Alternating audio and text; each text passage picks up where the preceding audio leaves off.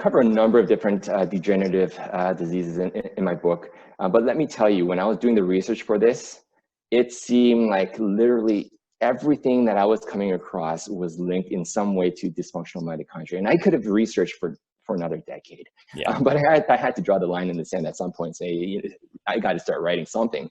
But it's been linked to cardiovascular disease, Gulf War syndrome, immune disorders. Like I said, the list goes on and on. So one of the things that we're seeing is that at some point there is, for whatever reason, there is an insult to the mitochondria, and as I mentioned, it's drugs, mitochondrial toxins or environmental pollutants, a mismatch in energy, supply versus demand. For whatever reason, there's an insult to the mitochondria, and these mitochondria start to dysfunction. So depending on where those mitochondria that are insulted reside, that's where you start to see those presentations. So if the mitochondria— That was going to be my next question, is if it's just sort of mitochondrial dysfunction underlies so many different diseases, what determines like whether it manifests, that mitochondrial damage and dysfunction manifests as one disease versus another?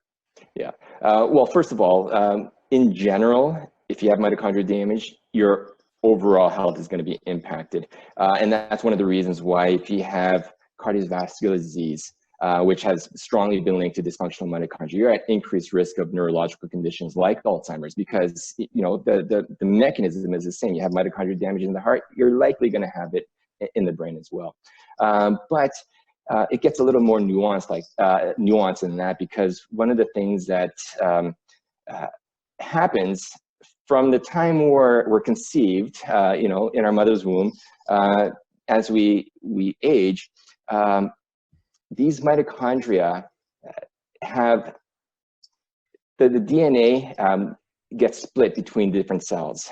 So some mitochondria that have more DNA damage might end up being concentrated in one organ versus the other. So the threshold for damage differs between organ to organ. So even though overall you're looking at minimizing mitochondrial dysfunction, some organs might have inherently a lower threshold. So when we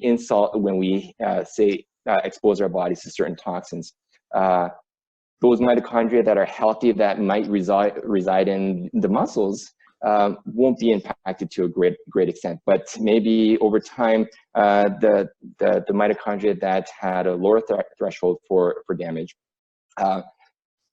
eventually got segregated into the heart. So the heart's going to be the first one to experience damage upon insult. So, and this is one thing that I learned in researching mitochondrial disease, which is an inherited condition. And one of the reasons why we see such a wide variance between individuals with mitochondrial disease is that as we age, those dysfunctional mitochondria, the ones that have a little bit more damage than others, really kind of get thrown in different organs, and that's what leads to these different presentations.